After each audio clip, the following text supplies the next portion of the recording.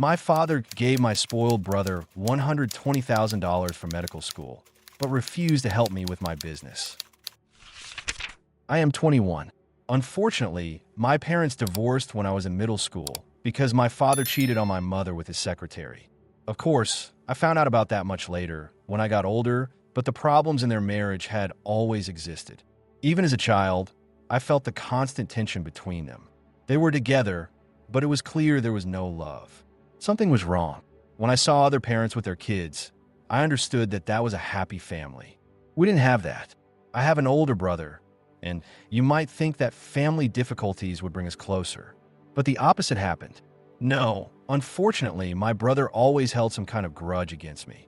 Since childhood, he tried to humiliate me at every opportunity. And this led to my parents choosing sides as well. My mom was mostly on my side, and my father always supported my brother, Eric. My brother is 25, and he was never a good person. Because of him, I had a terrible childhood. He was the meanest kid in the world and never missed a single chance to gang up on me with his friends. I was much smaller than him physically, so I had no choice but to run to my mom. And that made me look even weaker in their eyes. They labeled me a mama's boy. My mom always scolded my brother, but it didn't help because my father always took his side and told my mom that I needed to learn to play tough because that's the only way I'd become a man. But I didn't want to learn to be a man. I just wanted to live in peace. And my father and brother seemed to hate the very idea of my peaceful life. They constantly tried to ruin it in some way. My mom tried to protect me, but she couldn't watch us all the time. She was a homemaker, and she had plenty of worries, raising us and keeping the house in order. So she simply didn't have the physical ability to constantly prevent the bullying from my brother or my father. That's how I grew up. And over time, I learned to just accept it and let it go, instead of constantly complaining and fighting. Then, when I was in 8th grade, my mom sat me down and said she and my father were splitting up. By that point, I was old enough to understand that there were reasons for it and that it would be for the better. She didn't tell me the exact reason for the divorce, but I just assumed my father was a terrible person to live with, and my mom was simply tired and decided to leave. Much later, already in high school, I found out the real reason. It turned out my mom found text messages on my father's phone between him and his secretary. And that was the last straw, because she had already suffered enough, but she couldn't forgive infidelity. We had an honest talk that day, and she told me that my father never loved me because he never wanted a second child in the first place. But my mom refused to give me up and even threatened him with divorce. At that time, my father was just starting his business. They had money problems. It was hard for them to pay the bills, and one child was a sufficient financial burden for them. Another child seemed impossible, but my mom insisted and said she wasn't going to give up on me and would definitely have me. They had a nanny back then because my mom worked before I was born.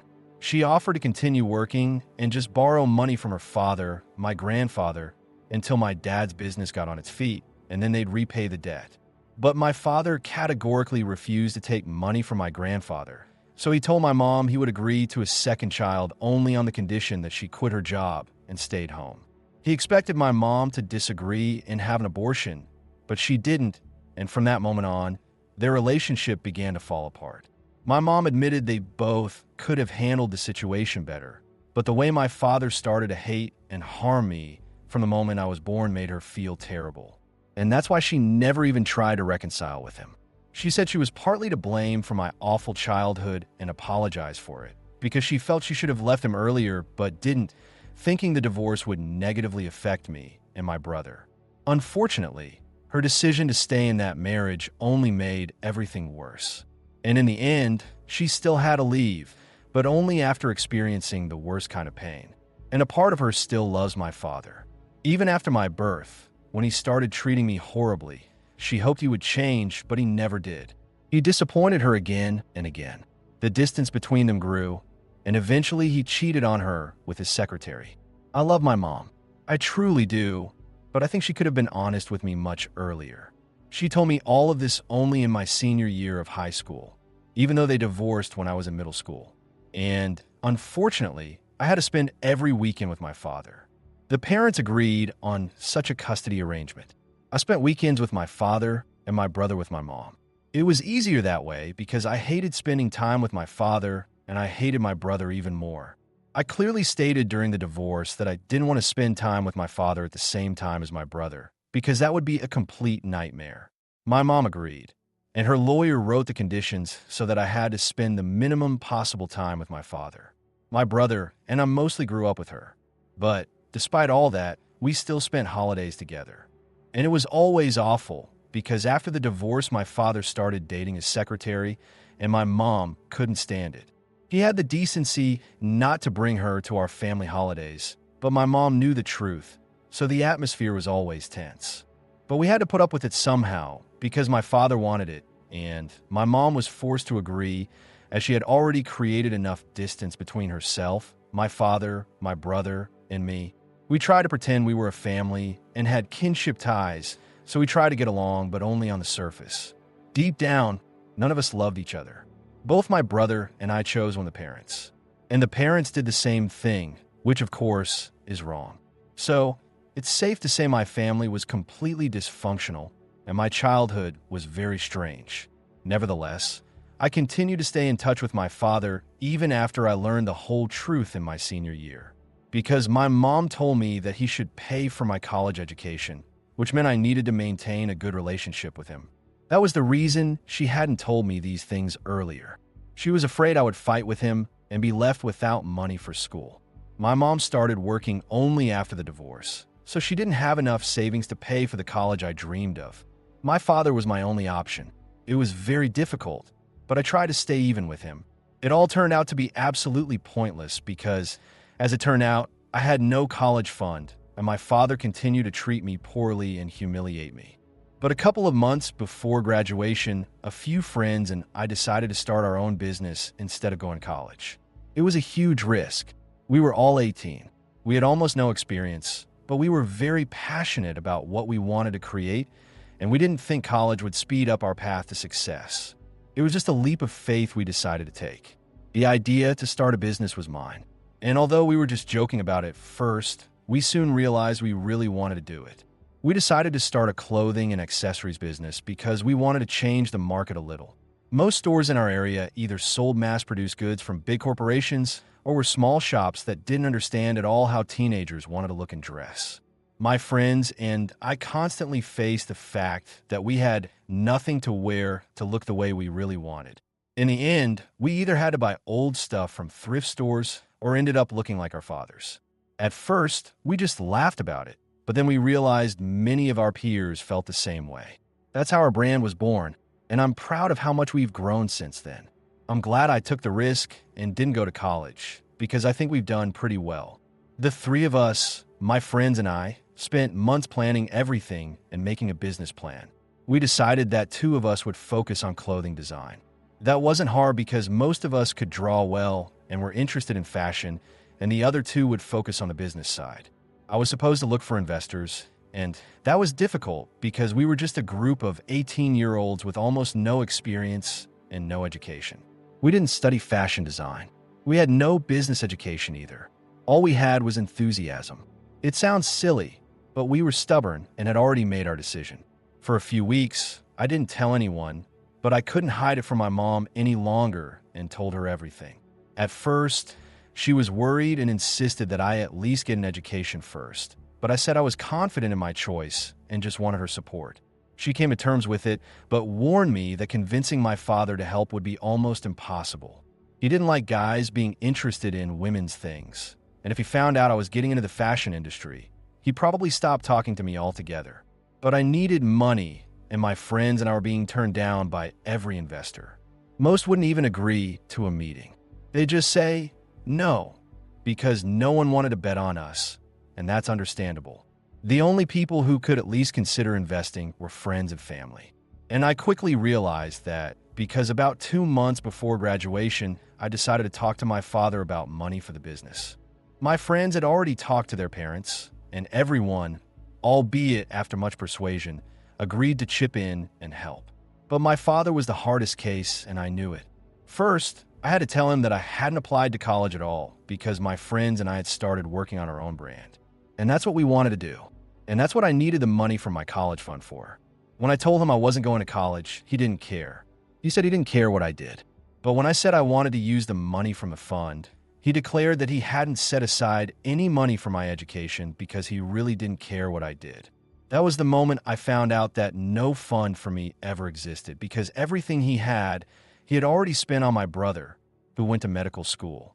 My brother started school 4 years before me, and I knew he went into medicine. I knew it was expensive, but I thought my father's business was doing well, so he could pay for both my brother's and my education. I didn't know my brother had taken from him not only tuition money, but also huge sums for a lavish lifestyle, even though he was supposed to be studying to be a doctor. And my father gladly gave him everything. He told me he wrote my brother a check around the time he left for medical school and gave him all his life savings. It was a huge amount, almost $120,000, and he just gave it all away. Since then, he had been living only on his salary, and that didn't bother him at all. He was also sure I wouldn't go to college, and he was right, but for completely different reasons. So he didn't even try to save for my education and didn't consider it necessary to tell me there was no fund. He explained to me then that he considered Eric the smarter son, and me so dumb that I wouldn't even try to go to college. And in his words, I only confirmed his expectation because I didn't apply anywhere and decided to start a business, exactly what he expected from me. I thought he was joking or exaggerating, but after a couple of minutes, I realized he was absolutely serious. He really did give all his savings to my brother and left nothing for me. I blew up at him because I was angry not only that he hadn't even thought to set something aside for me, but also that he called me dumb and Eric a genius. That day, for the first time, I told him everything I thought about him because I couldn't take it anymore. I was counting on at least minimal help, especially since I planned to repay the money once the business became profitable. But he couldn't even do that because he was selfish and just hated me. I was devastated. Even though I always knew my father didn't love me and preferred Eric, I didn't expect such betrayal. We had a terrible fight, and that was the last day I spoke to him. We said everything to each other, and there was nothing more to add. I decided I would never see him again, and he was completely fine with that because he realized I was different, not what he wanted me to be, and I would never be Eric. It was hard to tell my friends that my father wouldn't give us money to launch the business, but they understood. My mom was the only one who helped me. She gave me some money herself and borrowed the rest from my grandparents, which I really wanted to avoid since they are elderly and need their savings for medical and other urgent needs. But they happily invested and became our mentors. And I'm glad they took the risk and believed in me. And I'm almost sure they're glad they did it too, because our brand is developing excellently and bringing in maximum possible profit. We're very popular among teenagers, and it's hard to believe how hard we had to work and how far we've come. But it's true. I think our brand is much more successful than my father's business, and I'm sure that was hard for him to take. And then, 2 weeks ago, something strange happened. My father called me for the first time in almost 3 years. And surprisingly, the call was about Eric. He said he had bad news. He started with congratulations on the success of my business. I thought he was finally admitting he was wrong, but instead, he said they needed my help. He told me that Eric had recently finished his residency, but found himself in huge trouble. While living on his own, he started gambling. And my father recently found out he has debts, not small ones, but significant sums.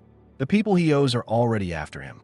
Eric had to return home just a few days after finishing his residency, and he's currently hiding in my father's place. But that won't last. Sooner or later, they'll find him, and the people he's involved with, according to my father, are dangerous. My father is afraid Eric might be in real danger, and so he remembered me. He said they need money to pay off the debt and start over. My father lives only on his salary, and he's counting on me to help because my business brings in good money. He thinks such an amount won't be as big a problem for me as it is for him. That's all he said. No apologies for the past. He acted as if we'd always had a warm relationship, not the slightest hint of remorse. And that made me angriest of all. He simply expected me to help, now that he'd graciously called. I got angry and told him he could knock on other doors and beg for help. But he was an idiot if he thought he'd get anything from me. Then I hung up and blocked his number. After that, I got several calls from an unknown number. I figured it was probably my brother and blocked him too. 2 weeks passed, but the guilt didn't go away. I still feel bad, honestly. Since I blocked them, I've been haunted by a strange feeling that I could fix everything since I have the money. But I don't know if they deserve it, and I really don't know what to do. I am torn because I don't want to help my brother after my father refused to invest in my business 3 years ago because he had already blown all his savings on my brother. So, before we continue, I suggest you write your opinion in the comments. Personally, I think, of course, the author is 100% right here, and he owes his father nothing. Since his father didn't help him in any way, didn't give him anything, then he's not obliged to help or give anything, especially to his brother. In my opinion, it's all obvious, and it's a shame the author is tormented by such moral doubts. And now let's continue. First update. Hi guys. Thank you so much for your responses. I decided I needed a couple more days to think things over and not let emotions control me. I didn't tell my mom about it right away because I didn't want to burden her. She stopped communicating with my father and Eric around the same time I did. But I know she still worries about my brother. She can't help it. She's his mother, and I knew that if I told her about his debts, she'd be terribly worried. But I had to talk to her, and I told her everything. Surprisingly, my mom said I had no reason to help them because they never cared about me or supported me. Everything would be different if my father and brother had at least apologized for how they treated me my whole life. But they didn't do even that minimum, so I have nothing to regret. Eric dug this hole for himself. Let him lie in it. My mom said she'd worry about him if he were younger, but he's an adult, and he knew perfectly well what he was doing. He messed up. My father spoiled him his whole life and encouraged his worst traits. And here's the result. Now, let both of them clean up this mess. I think that's great advice. Although I'm still not sure what I want to do. I'm going to think about it. But honestly, Mom is right. It's my money, earned through hard work, and I don't want to just give it away to a gambler. Especially since I don't even know if they were telling the truth, or if it was another fabrication to squeeze money out of me. Frankly, I wouldn't be surprised. After all, I've become much more successful than they expected, and I'm sure it's hard for them to accept. So, of course, they'll try everything possible to ruin my life. And the second update. Hello. Yesterday, I decided to do a little digging to find out what's really going on, to make a decision based on facts, not guilt. Yes, they treated me badly, but I'm an anxious person, and I needed to make sure nothing truly serious would happen to them. If something happened, I wouldn't forgive myself and would feel guilty. So I decided to visit them and see what was going on. I drove to my father's house and, to my surprise, found out they sold it about 3 weeks ago and a new family already lives there. I talked to the neighbors and learned the house had been on the market for almost a month. It turns out the realtor made a big deal and my father got a solid sum because the house was in a very good location and was worth a lot. But that was 3 weeks ago. Meaning by the time he called me, he already had the money. I didn't understand why he needed to ask me for more money. It was strange, and I couldn't figure it out until this morning when my father's lawyer called me and informed me I was being excluded from the will because, according to my father, I failed a test he set up for me. You read that right. They had no real problems. My father was just testing whether I would support them, and depending on that, he was going to include me in the will or not. He sold the house because he was planning to move in with Eric, who had recently finished his residency and wanted to wrap up all his affairs here before moving. And so he decided to give me such a test. I couldn't even imagine what kind of normal person would think something like this is acceptable. I'm honestly glad I failed his idiotic test because I don't need his money. He could disappear off the face of the earth tomorrow, and I wouldn't care. I worried and thought about it for weeks, and it led nowhere. Enough. It's astounding how heartless and unhinged they both are. It seems some people are simply incapable of change and think the world revolves around them. I'm glad my business is going great, and if things continue at this pace, I'll never have to rely on anyone's inheritance. The mystery was solved, and I have nothing more to worry about. The only sad thing is, if something ever really happens to them, I probably won't even believe them. They have themselves to blame. Third update. Hello. This update comes almost a year after the previous one, and I'm happy to announce that I'm engaged. I met my future wife last year, and I know that for most people, getting engaged after a year of dating is too soon. But As they say, when you know, you just know. Besides, we've known each other since childhood. She was out of town for a while and then returned. We saw each other again last year and started dating almost immediately because too much time had already been lost and we didn't want to lose anymore. But this update isn't about my fiancée, although I'd love to keep talking about her. It's about my father and brother's reaction to the engagement news. For some reason, they decided to write me a letter and stated that, although they are happy for me and my fiancée, they will not attend the wedding because they consider it inappropriate to come to events where the host doesn't even like or respect them. So they wish me all the best. They won't attend any wedding events. My mom, my fiancée, my friends, and basically everyone I forwarded the letter to read it and had a good laugh. It was bold of them to even assume they'd be invited. But at least it's nice to see they haven't changed a bit and are still convinced the world revolves around them. But at least they entertain us, so thanks for that. Well, that's all. Thank you for listening to this story until the end. Watch our previous videos, which you'll see right here. And also be sure to subscribe to our channel if you haven't already for some reason. Good luck.